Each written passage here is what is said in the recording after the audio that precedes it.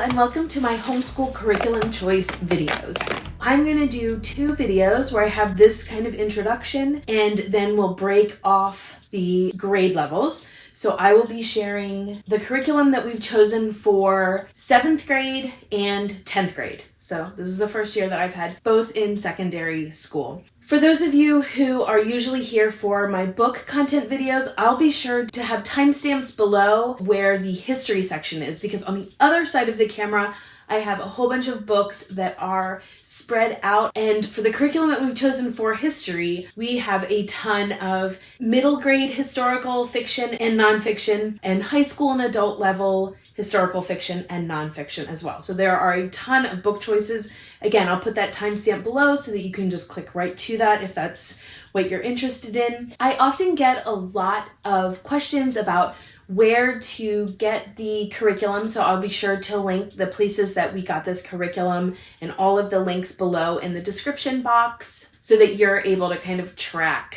where we got it. Sometimes I get it used, sometimes I'll get it new, so it just depends. And again, I'll be sure to link that all below. We will go ahead and dive right into the 10th grade level choices. So for math, we use Math UC.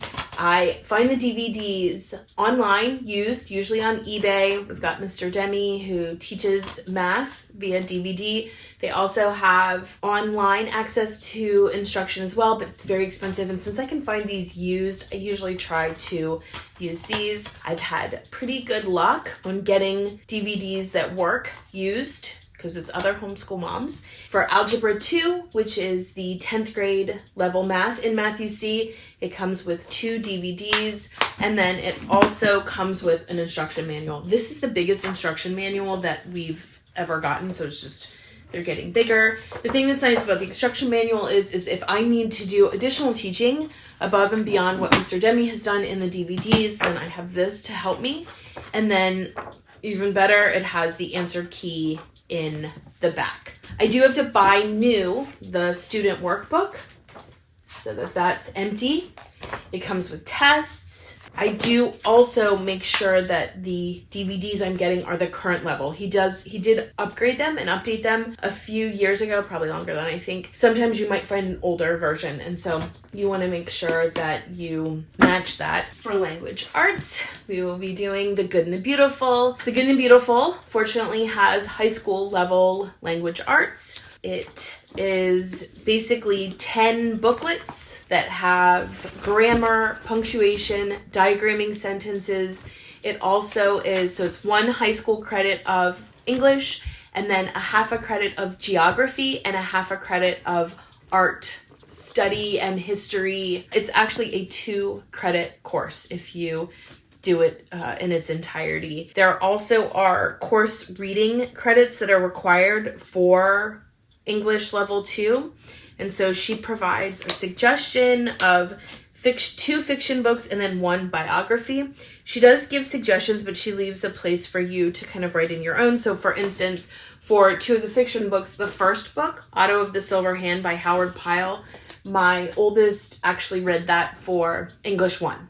So we will honestly probably use some of her history books because we have so much reading in history that I will probably just cross-use them to also count as fiction that she's reading here, as well as biographies. And with this, we have required reading.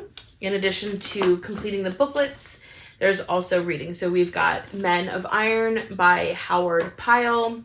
We've got Harriet, the Moses of Her People by Sarah Bradford. I think this nice is The Good and the Beautiful puts on their books the levels on the spine.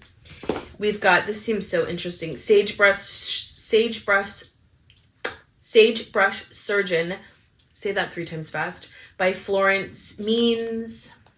And then the Christoph von Schmidt collection is a collection of short stories.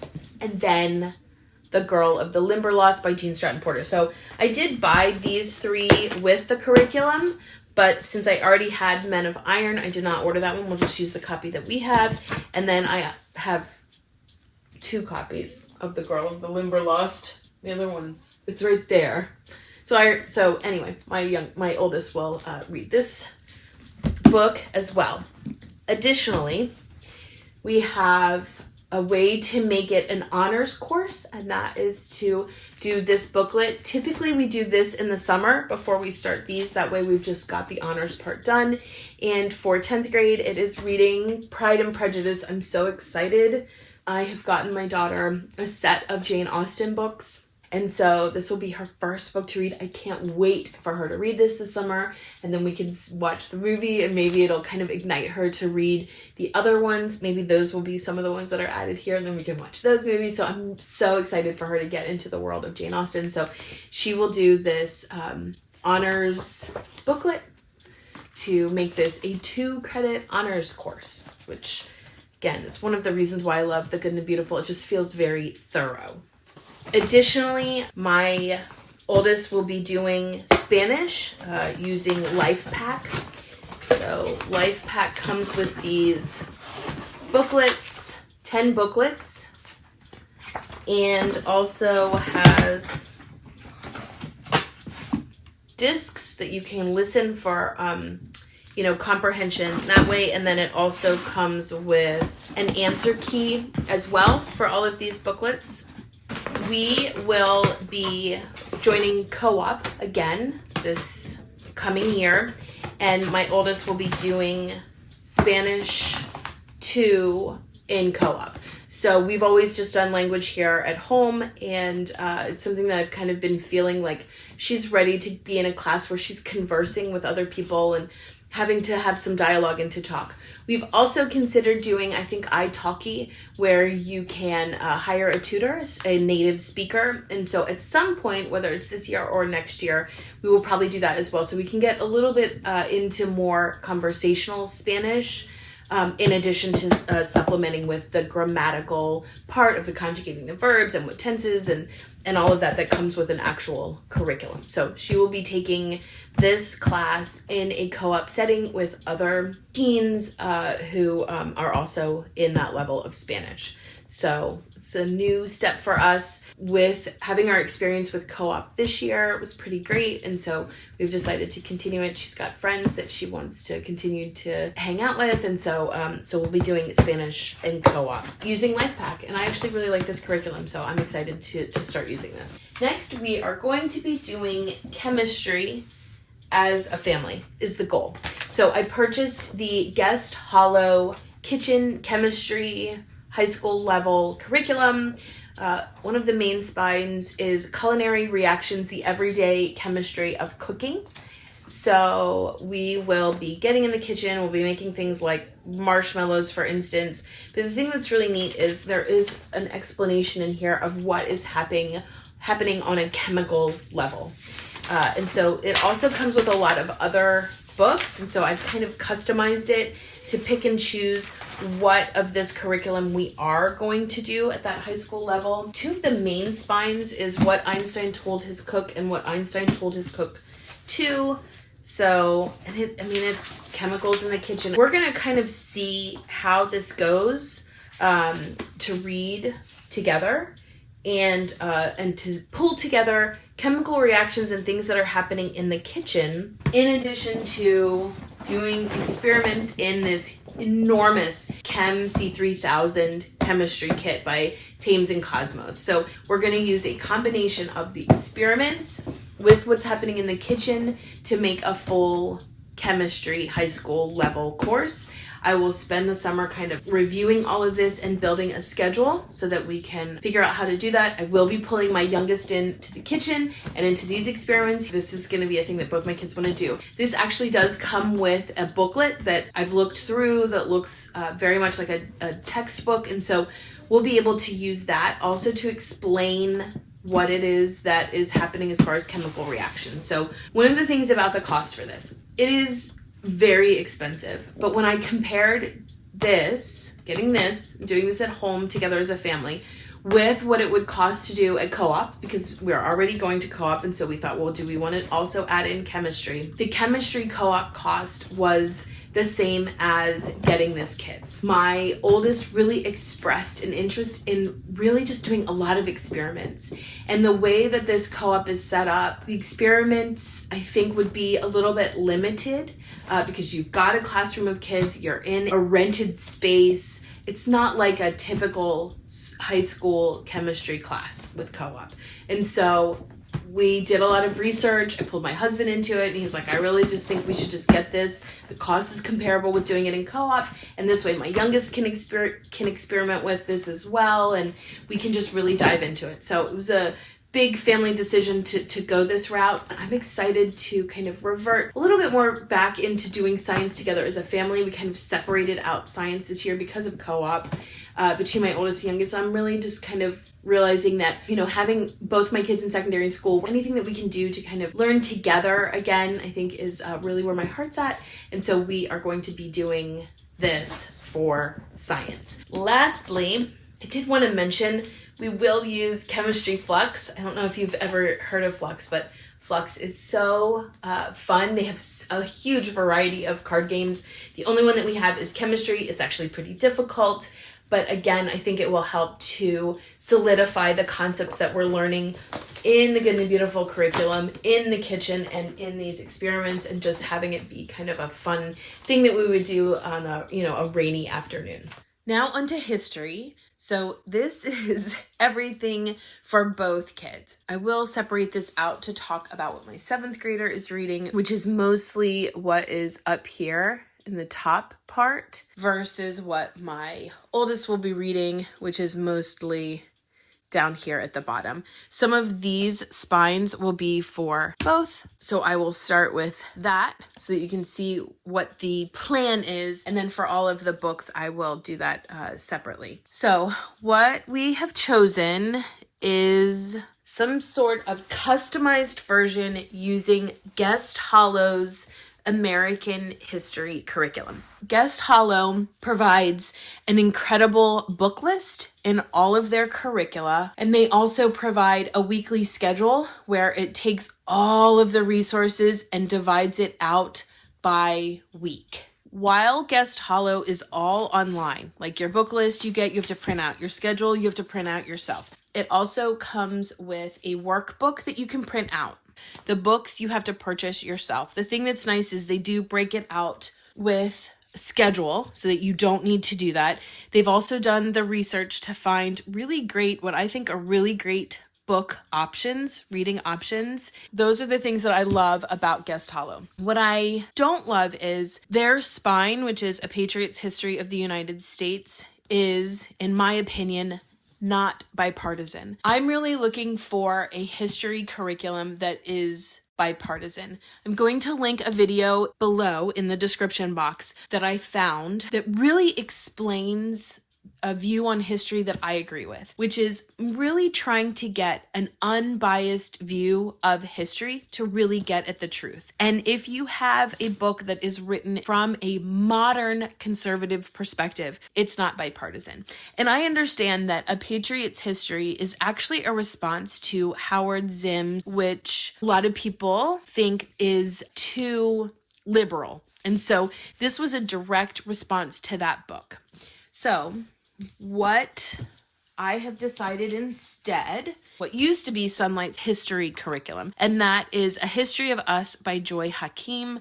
This is book 1, 2, 3, The New Nation, 4, Liberty for All, which is 5, The Civil War, which is 6, and then we've got Reconstructing America, which is 7. So I'll show you a little bit in this one what it looks like, 1735. We've got color pictures and maps as well. And so it's more engaging, and from my experience are closer to being less political and more about what actually happened than a lot of history textbooks that I'm finding.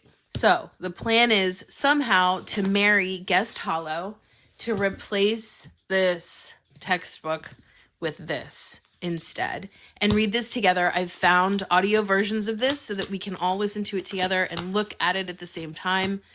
So that is the plan, that we will be doing History of Us by Joy Hakim and then supplementing that with all of these books. Now that I have the textbooks out of the way, the spines, for Columbus, the Americas of 1491 is the young Reader's edition of 1491, The New Revelations of Americas Before Columbus by Charles C. Mann. I might read some of this with my oldest, and I might actually read this myself in conjunction with reading this with the kids. And then for the independent reading, these are books that are suggested in the Guest Hollow curricula for high school level. So the first one we have is The Mayflower. This is by Nathaniel Philbrick. This is the young reader's format of this book, Mayflower. The Guest Hollow curriculum states that if you have your student read this book instead, it then becomes an honors course. So this will be a conversation that I have with my oldest of, to what level she wants to get into this. But if she does not, if she's happy doing honors for English, she may just read this one. But even this is pretty thick. So again, it will be one of these two, the Young Reader edition or this one. This is obviously the story of the Pilgrims arriving, their relationship with the natives, and all of the challenges that they went through. You have like actual photographs in there of the places that we're talking about, events that happen that are illustrated. So we will start with Mayflower. And then again, this is one of the reasons why I love Guest Hollow. They have suggested reading Scarlet Letter by Nathaniel Hawthorne, but they have suggested the manga version of it, which I just think is so cool. So my oldest and I will be reading the Scarlet Letter manga edition. My oldest will also be reading The Crucible by Arthur Miller, which is a play about what happened in Salem. That will be great. And then we already had these Genevieve Foster books, and they are also recommended in Guest Hollow, so that's really great. If you haven't seen Genevieve Foster, she does a really great job of including illustrations and also really shows what is happening in the world at other times. So for instance, what's happening, with William Penn in the United States, but it's also sharing what is happening in India, for instance. So, and again, because of all the pictures, they're pretty engaging. So we have the updated version of Genevieve Foster's The World of William Penn. One of the great things about Guest Hollow is they have books they've said are really important to the curriculum. But again, as a homeschooler, we get to choose what gets included. And so something that I do want my oldest to read is The Kidnapped Prince. This is a biography written by Olaudah Equiano. This is his actual story of a young African boy who got kidnapped. We do have adapted language to make it a little bit easier, but I do want her to read this. And then she has not yet read the Seeds of America series by Laurie House Anderson. So we've got Chains, Forge, and Ashes. All three of these are set during the Revolutionary Wartime, pre and then during. Obviously come from a different perspective than maybe a lot of other historical fiction stories do. So these I think are for your older middle grade readers or young adults. So I've been waiting for her to be able to read these, and so I am going to replace some of the suggestions in Guest Hollow with this series, because I think it's a phenomenal series. Also planning on having her, again, instead of using some of the books that are on here, I'm going to have her read through America's Black Founders, Revolutionary Heroes, and Early Leaders. She doesn't have to do the activities, but to at least read about some of the Revolutionary Black Founders. Guest Hollow also suggests the Nathan Hale graphic novels. My kids have actually already read them, but I obviously will keep them out as it is part of the curriculum. They're marked here. You can see these are both Revolutionary War tales. Guest Hollow also recommends The Liberties Kids if you've not ever watched it. It's long, but really great for learning about the Revolutionary War. So even though that's younger, that is something that we will probably watch together a bit. And then my oldest will be learning about Alexander Hamilton via a graphic novel, which I love a high school curriculum that is creative about how our students are acquiring knowledge. And then here's a graphic adaptation of the United States Constitution. So this is a little bit of an older level graphic novel. It does get into all of the different articles, the Bill of Rights, all of that in here. The next thing is the Genevieve Foster horseless carriage. This goes with the William Penn, but it's in 1801 with the maps and artwork. It talks about what else is going on in the world during that time period. With the Guest Hollow book list, I have gone rogue on Lewis and Clark. I think I'm going to have my oldest read this Bold Journey West with Lewis and Clark. This was the one that we had on our shelves that we're going to read. And then as we approach the Civil War era, we have the Nathan Hale Texas Alamo as well as the Underground Abductor.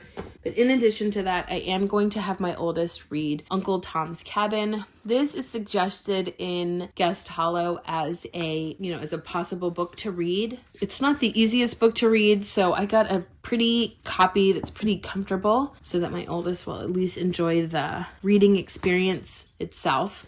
And then for the actual Civil War, these are really older in content, so probably my oldest will be the only one who reads them, but we've got Guts and Glory, the American Civil War. So this one's not a graphic novel, but it has a lot of information in it and artwork about the Civil War, what was going on politically during that time. So that's Guts and Glory. This is a graphic adaptation of the Gettysburg Address. Again, I think that's a interesting way to have my oldest learn about the Gettysburg Address. And then we've got the graphic history of the Civil War, and this is all of the different battles. I will have her read that as well. And then again, there's so many books in here that I'm not actually going to do because I've supplemented it, but I do want to mention that we are going to take this recommendation. This is News of the World by Paulette Giles. I think this was a movie, but this is part of the Reconstruction after the Civil War, I think is when this is set. And then last, we have The Radium Girls. This was actually recommended in the kitchen and the chemistry curriculum, but I figured at 1901, we're right at the end of this time period that we've been studying. This is actually the young readers edition, the scary but true story of the poison that made people glow in the dark. So it's pretty thick, but it does have fairly big print, and it does also have a lot of photos in it. I will have her end the year out with reading this.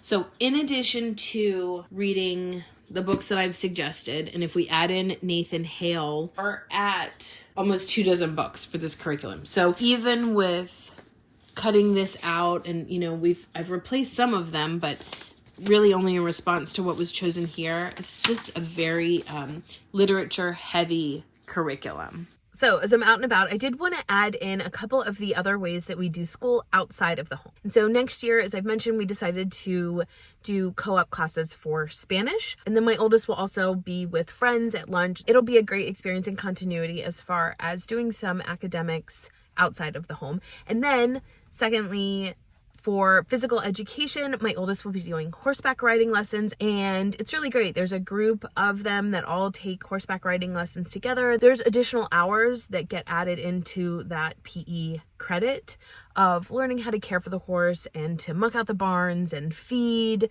ratios, just depending on the horse's physiological needs. So all of that is a great way to kind of be doing school outside of the home.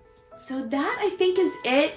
If you have any questions, please feel free to leave them below. I would love to hear what your thoughts are on history specifically, and even if you have thoughts about co-op and all of that, I'd love to have a discussion in the comments down below. Thanks so much for watching, and until next time.